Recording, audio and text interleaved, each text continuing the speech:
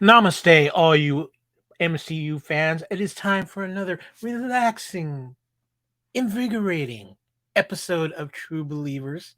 And we're here to help you find your eternal peace and get rid of all internal strife. But I cannot do that alone. I must bring the master of relaxation with me, the one, the only co founder of the Fandom Podcast Network, Mr. Kevin Reitzel.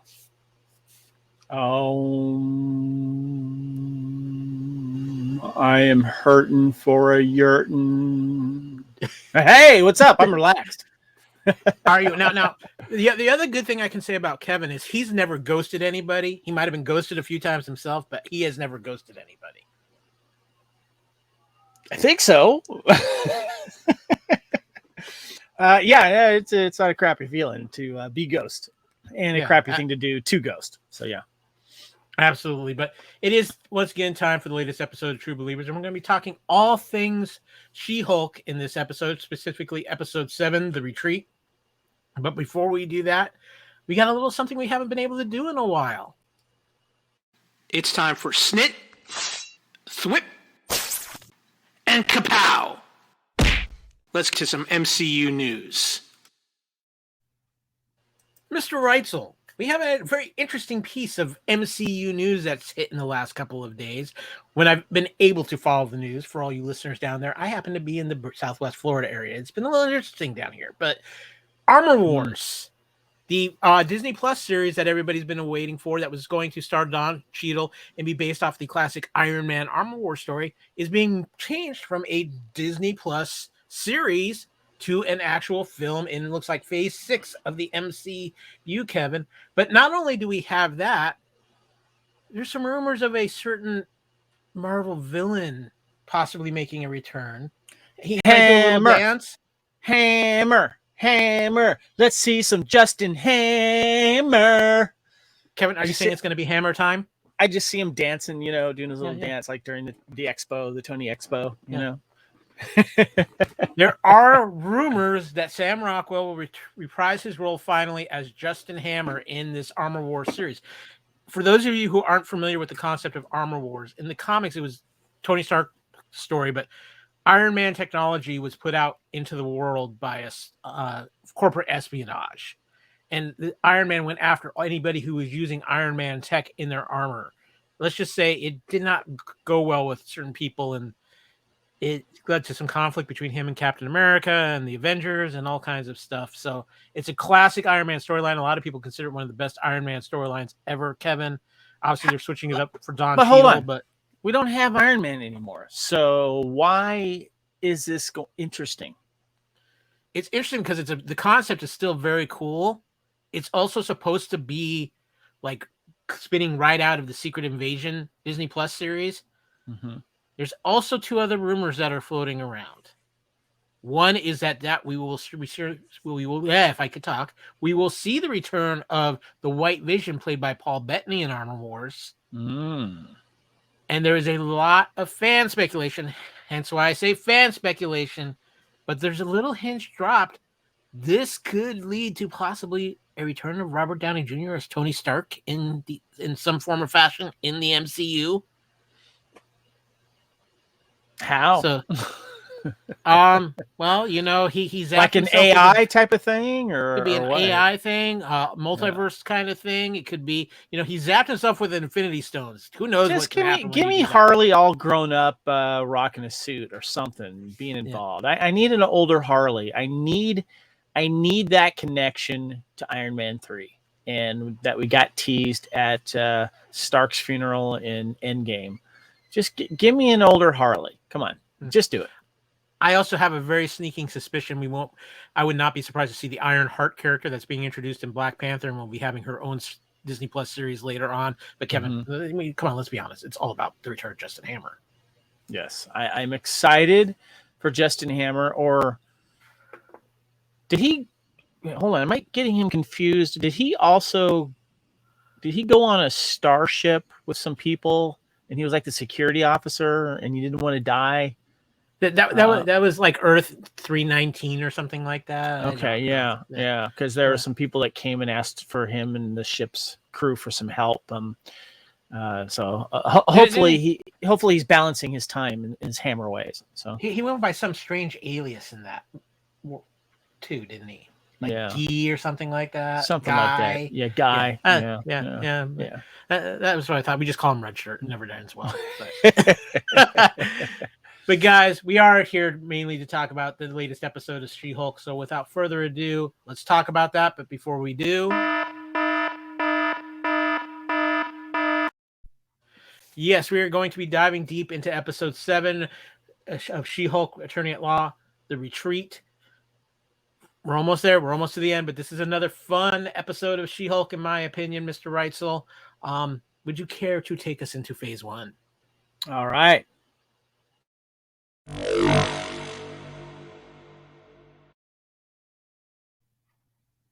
Phase 1 plot description. We'll give our first reactions and discuss the cast here.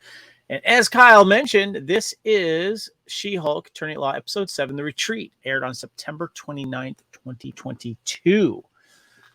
Walters goes on several dates with Josh, but he disappears and seemingly ghosts her after they sleep together. While anticipating a text from him, she receives a call from Blonsky's parole officer, Chuck Donlin, who informs her that the inhibitor that stops Blonsky from turning into the Abomination is broken, and that she has to go to his meditation retreat to check on him.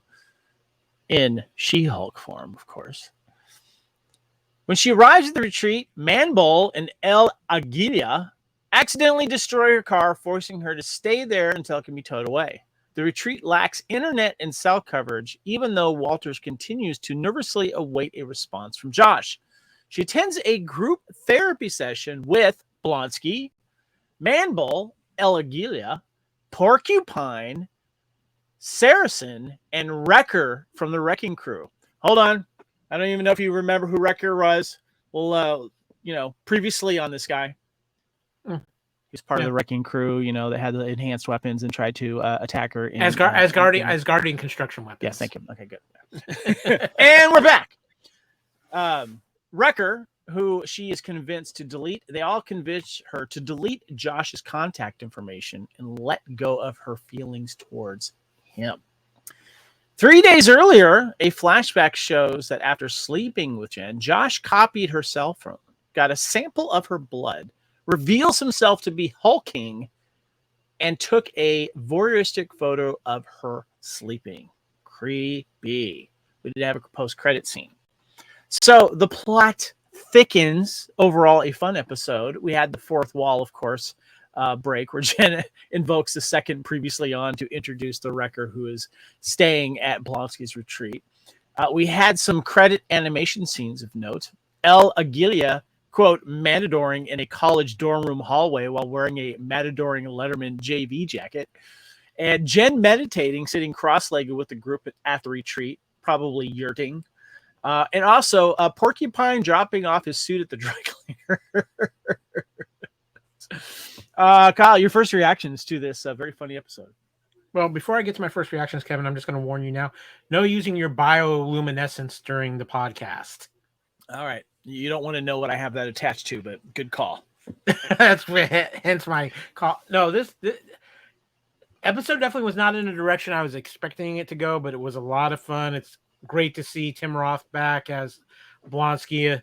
He has been so much fun in this series and a great addition. I was wondering when we were going to get to this episode with the oddball D-list villains that we got in this, and I'm loving how they handled that. I think that was great.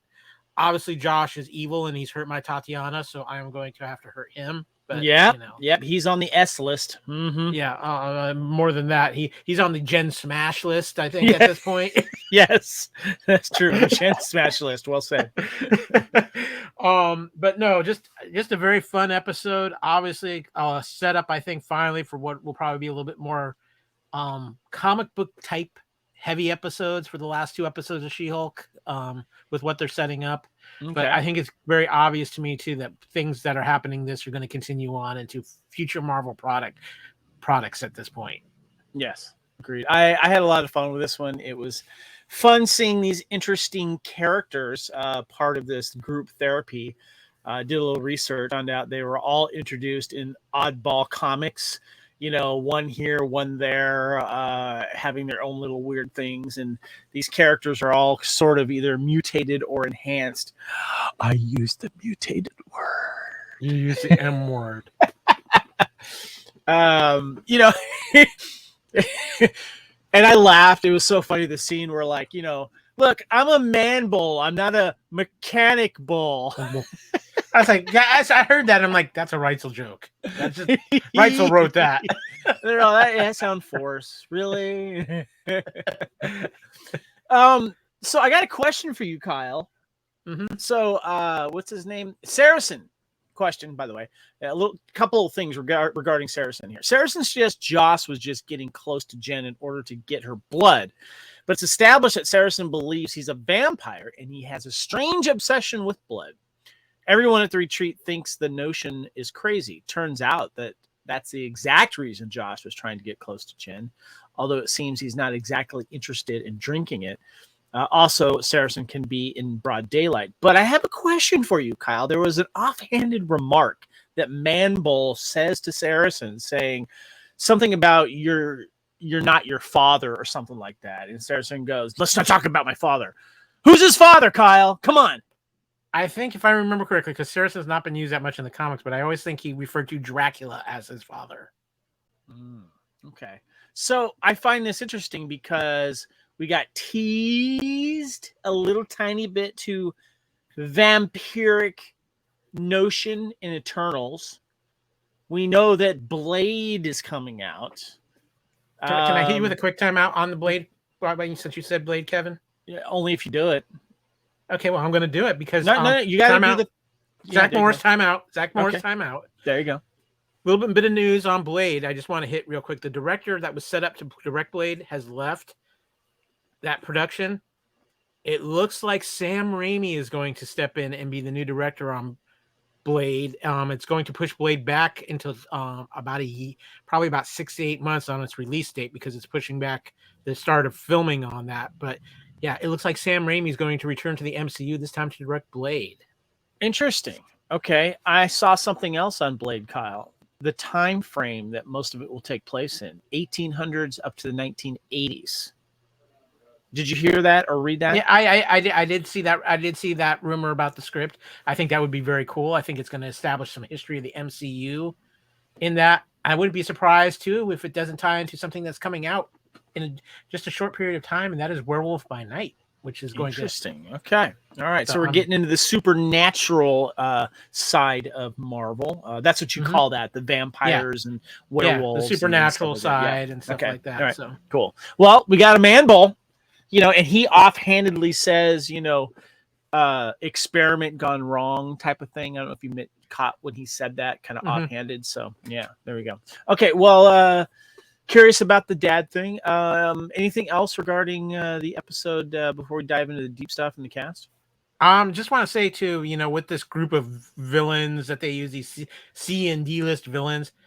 Anybody who's complaining about this is what She-Hulk. This is something that would happen in the She-Hulk comic without a doubt. They'd find the most obscure villains they could just to pop up in even just a panel of She-Hulk, whether she was representing them in court or they tried to pick a fight with her or something like that. This is the fun of She-Hulk. And Porcupine was a D-list villain in I don't remember which comic, but it a lot of comics. We'll have a conversation about Porcupine in a little bit. Okay, all right. Well, speaking of, we have of course Nick Gomez returning as Wrecker. We got of course now evil Josh, Man Bull played by Nathan Hurd, Aguilia played by Joseph Castillo-Muget, Saracen played by Terrence Clow. And John Pacello returns as Chuck Donlin. And Jordan Aaron Ford is Porcupine. So, Kyle, your thoughts on the cast? I thought everybody was well done and they nailed very well. I actually really, really liked Joseph Castillo-Muget as Elaguaya. I thought he, I thought he was hilarious and he was absolutely phenomenal. I'm just going to say it now, Kevin. Jen needs to get in trouble, and these guys need to show up with Abomination as her backup. Yeah. I'm Yeah, I'm going to talk about Abomination a little bit later. So I got questions, but yeah, I like the casting as I thought it was done really good. But we got an article. We got an article.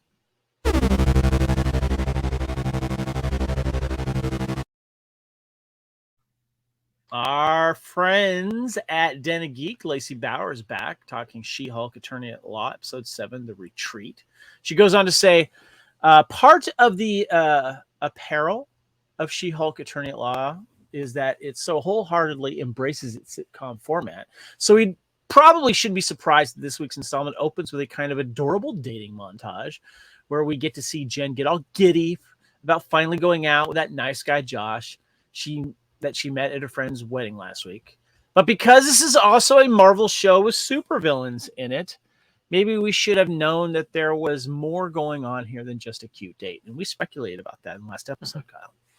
To be fair, I'm not sure how I feel about having Jen work out such deep emotional stuff with a group of strange men she doesn't know, particularly one who physically attacked her like 3 weeks ago, versus, say, giving Nikki or Pug or even Mallory a call to go get messy drinks about it. But the weirdo combination of attendees at Blonsky's workshop is actually strangely charming. Full of sort of off-brand characters, this show was essentially made to highlight Manbull, Elegilia, Porcupine, and Saracen, who may or may not have actually been a vampire. Like last week's introduction of Mr. Immortal, these characters work because they're not particularly capable of carrying stories of their own, but they are interesting enough that you won't mind seeing them again at some point when they inevitably will show up at GLK and H's office for whatever reason. And in this particular instance, they actually do provide some necessary perspective on Jen's journey, if only because they share at least some aspects of the dual nature. Kyle, I'm going to take a quick little side note here. Remember when Jen was in the office kind of distracted and she's texting back and forth with Josh? If you hear or watch the subtitles, it says our client has protection against act of God. Yeah. That has a whole new meaning in the MCU, Kyle, that I'm sure most people are willing to pay for now that there's an actual God and people that might fall under a godlike character. So yeah, I just want to throw that out at you. Yeah, we call ourselves the Asgardian Insurance Agency, and Yeah, we bring the thunder. Yes. Yes. All right. So Lacey goes on to say, I don't know that I fully believe that Jen would feel the need to take the advice from these dudes, yet let alone unburden her soul with them that way. She does, but their group therapy sequence is generally funny, so I'm willing to forgive that. Porcupine immediately being ready to kill Josh as soon as Jen stopped talking. That's Jen's arc this season, is clearly about finding a way to reconcile the two halves of herself. Now that she's a superhero, makes sense. And it's certainly something that recent episodes have kept circulating back to in various ways. How she ultimately comes to accept that She-Hulk side of herself will probably be the work of a lifetime. But the show does actually deserve kudos for not having it be a sort of problem that easily is solved in an episode or two. Much like She-Hulk, The Retreat also has some interesting things to say about dating as a woman in your 30s, the unspoken etiquette of texting, the awkward question of having to behave after spending a night with someone new, the fact that ghosting is legitimately something grown men seem to feel fine with doing nowadays. Unfortunately, this episode also comes with a sort of gross twist that I'm not sure the series is equipped to really deal with. And that, of course, is the voyeuristic picture that he took of her being creepy and taking some blood. Kyle, you have a quick comment? Well, there's something I want to bring up here because we've talked about it now. Well, I have a topic here that I wanted to bring up, so I don't know if it's tied into that. A little bit. Go ahead and hit your topic, and then I'll bring this up. I wanted to bring up the topic of off-brand heroes and villains because I think that She-Hulk is excelling at this right now. Whether we get mentions or something in other episodes of other Marvel series, this seems to be a really cool way to bring these characters in, maybe only once, but if they become a fan favorite, maybe they make an appearance in another show or something like that. But does this? I wanted to get your thoughts on this and how they're dealing with this. I think they're doing a phenomenal job. They're picking some really oddball people, and it's fun. A lot of these guys are kind of MCU jokes in certain ways. You have the Porcupine. He's always been kind of the lovable loser criminal. Actually, a couple people have worn that suit. The original Porcupine was kind of a guy. He was a little bit of a tragedy.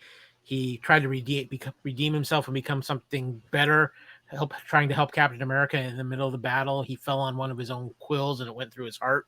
But Did was he die? He did pass. He did. The original Porcupine did die, but his suit was put into the Avengers Hall of Heroes and remembered such. And a new person has since taken over the mantle. But yeah, they're finding these obscure characters. I'm sorry. Wait, hold on. I understand taking over the mantle of like Iron Man, Captain America, even Hawkeye. But Porcupine guy taking over the mantle of Porcupine guy? Hey. Who does that? So everybody needs to be a villain or a hero at some point. So come up with something new. I'm just saying. Anyway, go ahead. Well, and who knows what the dry cleaning bill on that suit is too. True. Yes. Yeah. It smells like a fart. To me, these are the kind of characters that could pop up in other seasons of She-Hulk if they do other seasons, which I think I wouldn't be surprised at this point if we didn't get other seasons. Or even other places in the MCU, just to have some fun, have some fun moments with these characters, have them pop up in oddball places. I think it would be a great thing to do, and I think that's something that Kevin Feige has kind of planned here. Okay. Now, there was something that you wanted to bring up. I'm gonna hold off on it because I think it's gonna tie into something we're gonna hit here just in a few minutes. Okay. All right. So obviously, Lacey's talking about something that she also this hit home with, and how being a woman and dealing with dating in your 30s, or not necessarily in your 30s, but maybe 20s and older and stuff, that the stuff that that we have to deal with, they have to deal with nowadays. And I liked her comment, She-Hulk, when she was talking with Nikki about how there's no reason why you can't answer a text. So obviously red flags are going up there right there. But I thought this whole side of the discussion that she brought up here was handled well, because that's happening nowadays, And but I will say that it's not only guys that ghost. Yes, I'm going to agree. That is a two-way street there. So yeah. Anyway, Lacey does end off saying, "Look, a lot of She-Hulk dating anecdotes are charming and on the nose. We live in an era of endless swiping through a series of lame and worst options who are often as interesting in boosting their own social profiles as are generally meeting someone to share their life with. But the final scene in the episode takes on an uncomfortable turn from uncomfortable and sadly disappointing to outright disturbing. Am I to mean to laugh at the sequence, which is nightmare fuel for so many women today? That arrives just in time to undercut the surprisingly earned moment of Jen's newfound self-actualization." So he gave this rating a 4 out of 5. So I want to say something here about that too, Kevin, because I can't understand exactly as a woman seeing this and how it would make them feel uncomfortable. But I also need to turn this around. I want to try to say too, we're talking about a superhero here. And this is something that, yes, it was a creepy way to do it, but it was probably like the only way they felt like she was vulnerable. They could get her at a time vulnerable enough to do their evil deed. And let's remember, this is an evil person. Now we've established this is an evil person too. So it's a fine line, and I get their concerns, but I think they're stretching a little too much for seriousness for what this show is supposed to be. Understood. Yeah, I see where you're going with that. Yeah. But I can, like you said, I can understand why this might trigger or hit uncomfortable spot for women. And it makes complete sense. Because this is something too that Jen, I think Jen has this professionalism about her in her job, but I think in her personal life, she's not I don't think she was comfortable in her own skin before She-Hulk happened, to be honest with you. And that's how we're getting some of these insecurities and some of the things that she touched on in the group therapy scene, Yeah. And I think it's important to, I like the fact, that Lacey mentioned too, that it just wasn't something that was corrected in one episode. It's something that she's been struggling with since it happened. And, especially when she goes into the group therapy, opening up about how, there was that popular pretty girl that you looked up to. And then she kind of looks at herself. Well, here it is. But, no one wants to know Jen, Well, I think this is good. With the point I was going to get into, it feels like a good time to drop it in here. I find it very interesting because one of the things at the beginning of this episode was Jen talking about how she has it. And, the balance, I've got this under control between Hulk and myself, where, we're with Bruce and his version of the Hulk, he was basically the monster versus Bruce. And then when he finally was able to merge the two and ended up what they call Professor Hulk or Smart Hulk, he had some peace. And what I think we're seeing here is that Jen has these two different personalities too, that she hasn't been able to merge together. She's got this confidence and everything when she's She-Hulk, but her timidness and just lack of self-confidence is Jen. And she's trying to find a way to merge those two together, much like Bruce had to merge the monster with him and himself and his own personality. To a certain degree, yes, but there's still a lot of insecurity when she is She-Hulk, and you kind of saw it at the meeting or, talking with her coworker, especially, and I know people have complained about the CG when she is She-Hulk, and you don't always see her transform, so you can save money on that. It just kind of cuts to a scene. But they actually do a pretty good job showing her reactions, whether it was in the court scenes, when she was, going through that, having to have all of her exes that she went on dates with, say, no, it's not Jen we wanted to go out with. It was She-Hulk, and, little things like that. And, her being hurt or something like that as She-Hulk. Is seeping through as She-Hulk, there is a certain confidence that she does, like at the wedding, she was like, I'm going to come in and do that. And then of course the woman's like, we don't want you as She-Hulk. We want you as just Jen. And that was another little side of it. But I like how they're kind of mixing a little bit in it. You see a little bit of Jen in She-Hulk and, stuff like that. So, yeah. All right. Well, let's get into phase 2 there, Kyle.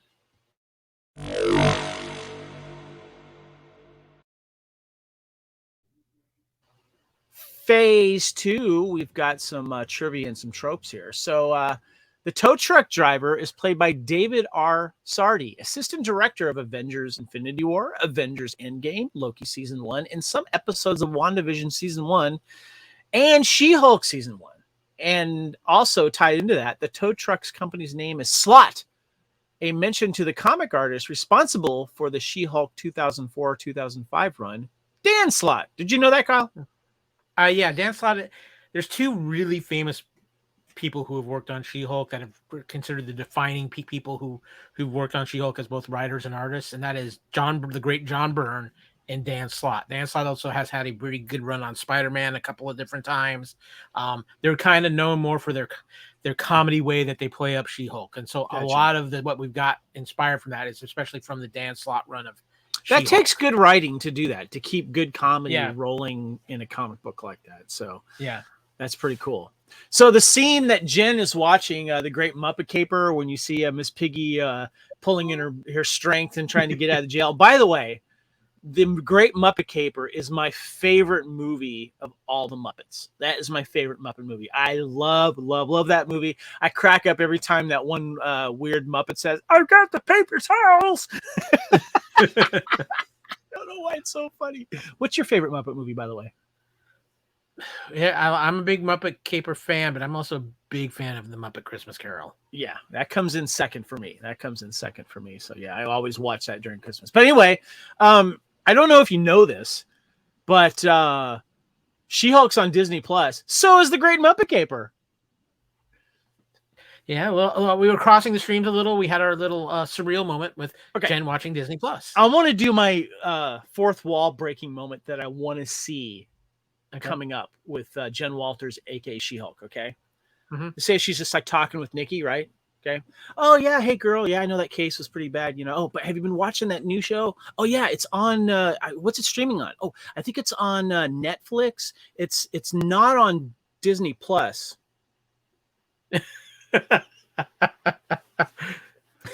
I want to see that.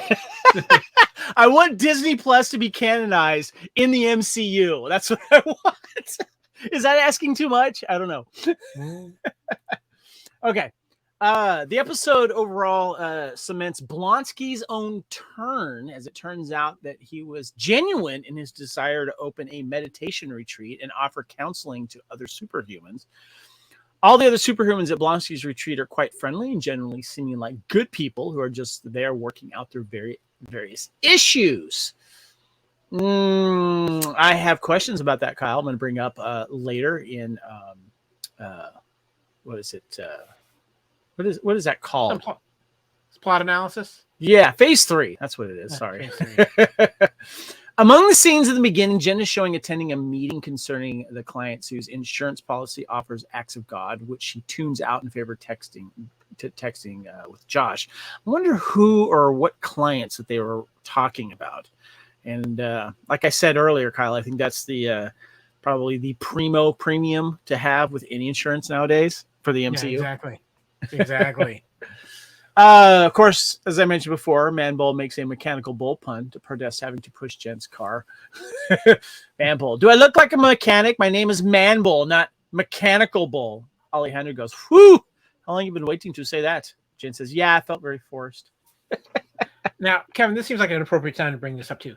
We got to bring up the music in this episode because there's some really good, fun music in this. Yes, Chaim, the all-girl band, they were the song that was playing during the date. A very talented group, all of them wonderful musicians. And Alana Chaim is the one I believe that starred in the Licorice Pizza movie that came out earlier as well. But yeah, there was a lot of good stuff. Yeah. That was good. And then you had the closing. Was it Dua Lipa? Dua Lipa. Yeah, Dua Lipa. That's right. The closing songs. I Don't Give an F. Yeah, that was a good song. And then there was another one after that. But yeah.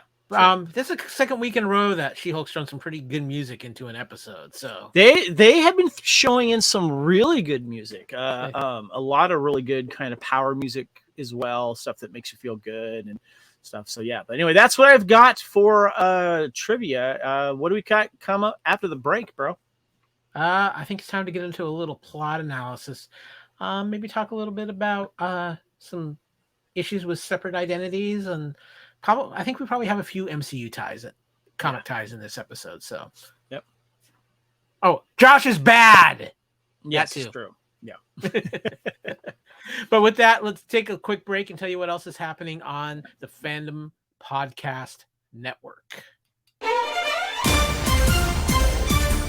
Thank you for listening. We hope you're enjoying this podcast. Here are the other great shows on the Fandom Podcast Network. Culture Clash, where we discuss the latest in entertainment and pop culture. Blood of Kings, our show covering the entire Highlander universe. Couch Potato Theater, we celebrate our favorite movies. And Time Warp, our Fandom flashback show discussing a year in movies and our favorite retro movie, TV, and pop culture topics. Good Evening, discussing all things Alfred Hitchcock. Hair Metal Podcast, we cover the rock metal music of the 80s and early 90s. Type 40, a Doctor Who podcast, discussing the time-traveling Doctor Who universe. Lethal Mullet, an action film podcast covering the 80s, 90s, and beyond. Also, check out the Lethal Mullet Network for more great podcasts. What a Piece of Junk, our Star Wars podcast. Making Treks, a Star Trek podcast with a deep dive into the final frontier.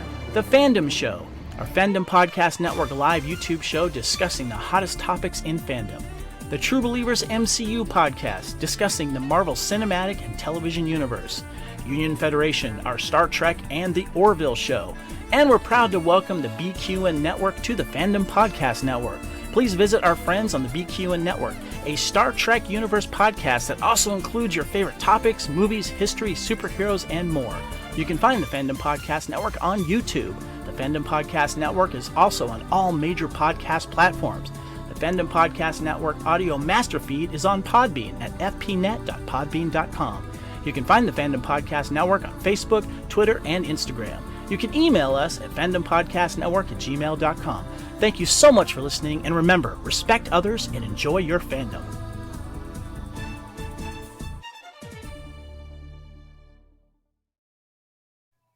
And reason number 6 to take out Josh for hurting my Tatiana. Oh, are we back, Kevin? Yes, we are. Just ignore that part, ladies and gentlemen. That really technical difficulties. Kevin, I'm going to activate a little gamma radiation, and then we can kick things off in phase 3.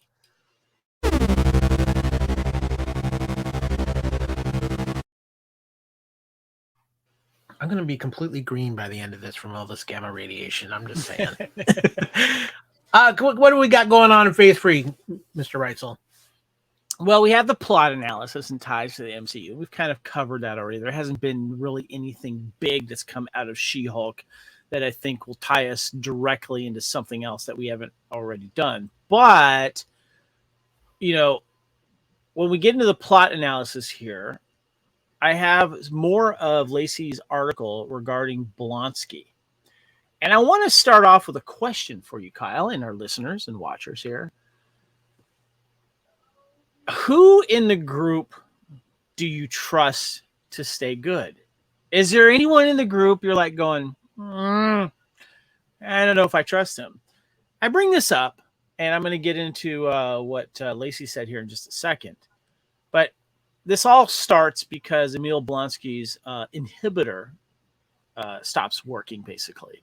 And you know, when the parole officer gets up there and he checks it and he says, was there anything that you did to mess with this? He's like, well, I think I was by an electric fence, you know.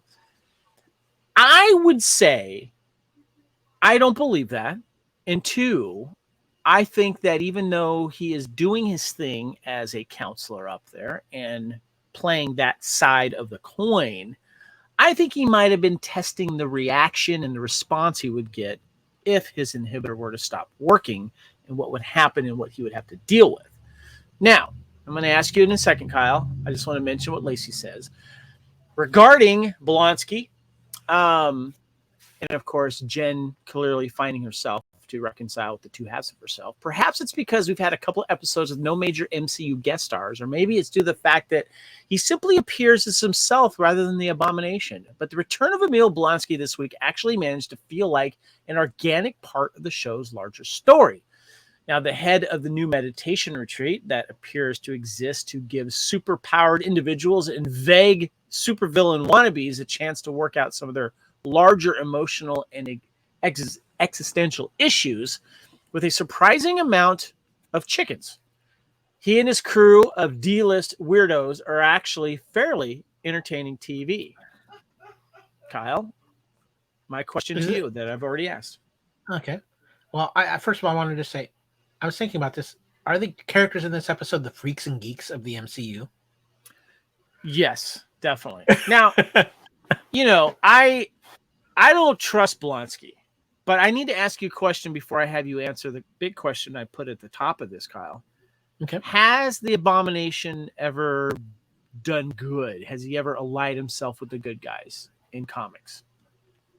There's been a couple of times where he was doing something that may have been bad, but he actually kind of had some right reasons for doing it. He was trying to save his wife, or there's some family-related stuff there, but for the most part, Abomination has kind of been always kind of on the bad side. He's Russian in the comics. He's Russian, so there's some issues there, and he's also very angry because he's been turned in the comics. He can't turn back to human. He's stuck as the Abomination, and that's caused him some issues as well. Answer my question. I don't think you can trust Blonsky. Come on. He's a soldier of fortune. He was loaded up with super soldier serum. He was loaded up with whatever the leader put into him. For all I know, the leader could be behind some of the stuff that Blonsky's doing, was putting some ideas in his head. And come on, where did Blonsky get this money? Did he get all the money from his 7 soulmates and just dump them out? That's not that good. He had to have some kind of startup money here. So you don't think he's completely being honest here. He's playing a long game, sort of. I think he's involved in some kind of long game where I honestly do believe that the Abomination is going to pop up several more times throughout the MCU in these next 2 phases. Okay. All right. Yeah, I thought so.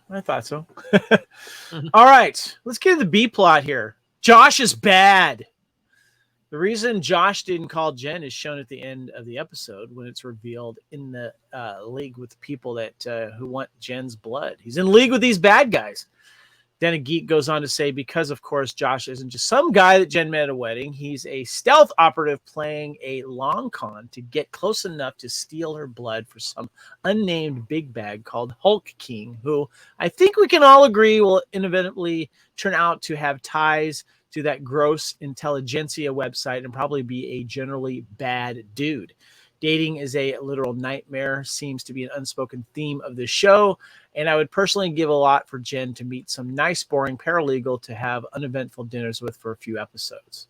We thought we were going to get that, Kyle, but that's not the case. But let's talk about Hulk King here. Now, does that mean we don't see him take the blood, but apparently with his emojis, he got it? But he could only do that when she wasn't in Hulk form? Right. Yeah, so, got her. How did she not feel that? Well, could have been more now, sleep as Jen. Maybe he drugged her, slipped her some drugs as Jen, and her French fries or something like that, Yeah, I'm kind of curious how they got it because I didn't see the vial of blood. Yeah. Did you? I did not, but that doesn't mean he didn't have it. They just probably was it in his fancy phone that was able to copy hers? Was able to extract a sample of it or something? I don't know. Could have been. It's hard to say. So what? Let me ask you, Kyle, if you had the ability to Hulk out, and you were friends with Jennifer Walters, She-Hulk, what would you do to Josh if you got your hands on him? Okay, so if I was hulking out, he'd end up if he ends up landing several continents away, or several countries away, that'd be fine too. Though there's part of me would like to introduce him to a woman named Lorena, last name Bobbitt. Don't hurt my Tatiana. Wasn't that done in Florida? It might have been. I honestly can't remember. But a lot of things happen in Florida, so. Yes. Okay, let's talk about this intelligentsia who speculate on Josh, who's working for. How bad is this bad going to be in this episode, or is it leading up to something bigger? I still think it's leading up to something that we will see in Captain America: New World Order. In fact, I would not even be surprised to find out the Hulk King is a certain leader of some kind, if you get my drift. No. Spell it out for me. Hulk King is a leader, played by Tim Blake Nelson, that we saw from Incredible Hulk. Oh, the leader. Okay. Yeah, did the leader have a hulking ability or something? Is that what we're talking about? He got his powers from gamma radiation, his super intelligence and things like that, and he's always been obsessed with the Hulk. Is it just his head that hulks out, or does the rest of his body get all green or red? Basically, his whole body's green, but he has this, because of the leak into his brain got supersized and gamma irradiated. And so who's Red Hulk? Red Hulk in the comics was Thunderbolt Ross. Okay. And he was created with some other things that turned him into Red Hulk, and he was for a while a pretty evil dude as Red Hulk. And then kind of, I don't want to say turned around completely, but was leader of the Thunderbolts for a while and things like that. So yeah. There's even talk about a certain bounty hunting scoundrel maybe will take up the role of Thunderbolt Ross in the MCU. So say names, Kyle. Say names. I can't guess all of these. Who? Harrison Ford has been asked by the MCU to take over the role of Thunderbolt Ross. Oh, okay. Did I miss that? Did we bring that up before? I don't remember. No, we haven't brought that up yet because there's nothing even near confirmed on that, but there's been a lot of internet buzz on that in the last few days. That would be really cool. That'd be a good replacement. So yeah. But anyway, intelligentsia, I'm kind of curious if that's kind of a breeding ground for a lot of these people that plan on trying to hurt our poor Jennifer Walters / She-Hulk, or just become a nuisance to a lot of other people.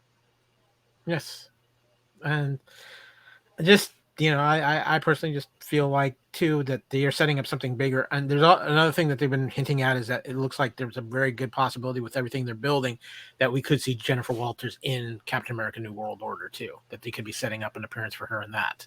I would love to see Jennifer Walters get into the cosmic side of things like Hulk has. I would love to see her go to another planet. I think that'd be really cool. I'm just saying. Get her off Earth, let Bruce have his place. Let's give Jen her own path. She should date Thor. I think that'd be cool. Thor needs a new girl, and he's got a daughter now, so she'll have an instant family. I'm just throwing that out, So there you go. Topic 4, real quick to kind of end on things here. Also mentioned by Lacey. Daredevil watch. Nothing this week. But since it certainly seems as though Jen is going to have to face off with a squad of newly hulked out bad guys in a series next episode, the odds are better than average that Matt Murdock will finally put on an appearance. Do you think we'll see that actually happen in the second to last episode next week? I think he's in the last 2 episodes. Yeah. Whether he's Daredevil in both episodes, that's one thing. But I do think we see Matt Murdock in both episodes. If they got a hold of Jen's blood, like he's saying, I mean, what are they going to be able to do with it? That's the big question. That doesn't sound good. So yeah. Now remember what Bruce said though, that even with that blood, there's a genetic capability that only certain people have, like Jen and Bruce, that can handle. That's true. That was kind of unique to them in their line. Not everyone can handle that stuff, right? Is that what you're saying? Yeah. Or our worst case scenario is that Ang Lee is directing one of these episodes and we have Hulk Poodles, but that's okay.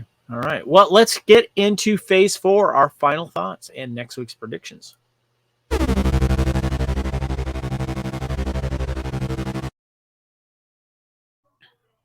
Final thoughts on She-Hulk, Episode 7, The Retreat. And do you have any predictions for next episode?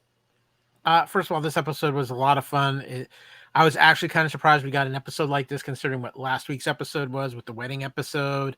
But I think it was a lot of fun, and I think it was a great way to get Tim Roth back in. And I'm really loving what Tim Roth is doing as the Abomination right now. I think it's a lot of fun. I think it's very interesting, and I think there's a lot more than meets the eye than what's going on there.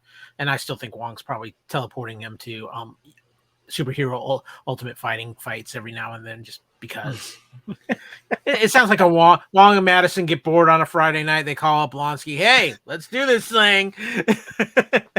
I want to see Madison come back. She cracks me up. Also, what is it? Ched? Yeah. Ched? What's his name? Ched? Yeah, Ched. Yeah, I need to see one more appearance by Ched. It's just I don't know. We'll get one more appearance. I'm actually a little disappointed we haven't seen more of Jen's parents in this series so far. That's my one. Yeah. I would maybe in the last episode we'll see whether it ends on kind of a cliffhanger for more. But but I gotta tell you, Kyle, I'm really enjoying this series, and Tatiana is really, really good in this. Oh yeah, she's phenomenal. She's one of my favorite actresses going today. If you haven't watched, I'm going to reiterate, if you've not watched Orphan Black, it is a tour de force of acting ability, and it's a wonderful show. Check it out. Tatiana is phenomenal. I do think, Kevin, though, that next week's episode not going to go real well for Jen Walters. I think next week's episode, she's in for some tough times. Well, that begs the question: less comedy then? Is this going to be the sitcom episode that takes the serious turn, about the guy that might have touched you inappropriately, or the girl that gives you drugs at school, or the guy that gave you drugs, that serious episode that happened with your sitcoms? The next week is that special episode of She-Hulk that you should not watch without your parents. And I was by the way, I was referring to what was the episode? Oh God, now I'm drawing a blank. Well, every one of these. The one with Alan Thicke as the father. Growing Pains. Yes, and that what's his name? The son was offered drugs from the blonde girl. I can't remember, at the party or whatever it was. There's at least one every season of Different Strokes that happened. There was one of those kind of episodes in Different Strokes. I think Fresh Prince of Bel-Air had a couple of them too. So yeah. All right, Kyle, take us out. Oh, it's been a wonderful time here. Of course, remember that this podcast is sponsored by GLK&H. I go green so you can get green. Remember that, ladies and gentlemen. Yeah, and for a fun time, call 1-877 She-Hulk. You'll actually get a funny call, as we did live on an episode a couple episodes ago. Yeah, the rumor has it that for a week, Titania kind of took over that number too. So. Oh, really? Okay, gotcha. Yeah. So, right. Of course, our next show will be covering episode 8 of She-Hulk Attorney at Law. Hopefully, we'll have a little Daredevil Hornhead action in that episode. It's going to be very interesting to see because it is the penultimate episode of She-Hulk. I think a lot of things are going to happen. It might even be maybe closer to 40 minutes. Just throwing a hunch out there. Why would he be in LA though? He's in New York. I'm confused. He can have a case that's brought him out to LA. Of course. Okay. Of course. It's LA law, Kevin. Come on now. Sure. They always got to bring in that hotshot New York attorney to, try to show up the California attorneys. That's true. New York law versus LA law. Yep. Yeah, exactly. So, as we close out, of course, you can find True Believers on our the Fandom Podcast Network master feed at fpnet.podbean.com or on our YouTube channel. Go to YouTube, search for Fandom Podcast Network. Please give us a like, give us a subscribe, and share it out to your friends. You can find us on Facebook, both at the Fandom Podcast Network and, of course, the wonderful True Believers group on Facebook, where we keep you updated with all the happenings in the MCU. You can find us on Instagram, Fandom Podcast Network, or on Twitter at FanPod Network. You can find me, Kyle, on Twitter at AKyleW or on Instagram at AKyleFandom. Kevin, where can people find you? You can find me on Twitter and Instagram at Spartan_Phoenix, and, of course, in the True Believers Facebook group. And, of course, too, you can support the Fandom Podcast Network. Visit our TeePublic store, teepublic.com. Search for the Fandom Podcast Network, True Believers, or your favorite show on the Fandom Podcast Network. You can pick up a shirt, a hoodie, whatever you need. And, of course, all the funds just help us keep the gamma radiation flowing here at the network. Of course, too, you can find us on Podbean, the Podbean app. You can also find us on all your major podcast catchers, including Apple Podcasts, Spotify, iHeartRadio, and so many other great podcasts. I want to take a moment to thank all of you wonderful True Believers listeners out there. It's been kind of a week for me down here in Florida, so I just want to tell you how much I appreciate all of you, and just tell everybody, give your loved ones an extra hug this week, and just appreciate what you got, because the world is a very strange place these days, and you never know what's going to happen. Glad you're safe, brother. Yeah, and Kevin, I've got you here. You're my brother, and you have no much idea how much I appreciate and love you, man. So it's always a blast doing these podcasts. But love you too, real life comes in sometimes, we all become a hero on our own way, or we try to do our best at any rate. But again, until next time, I want to just say Excelsior to all you True Believers out there. And for next time, as always, make ours Marvel.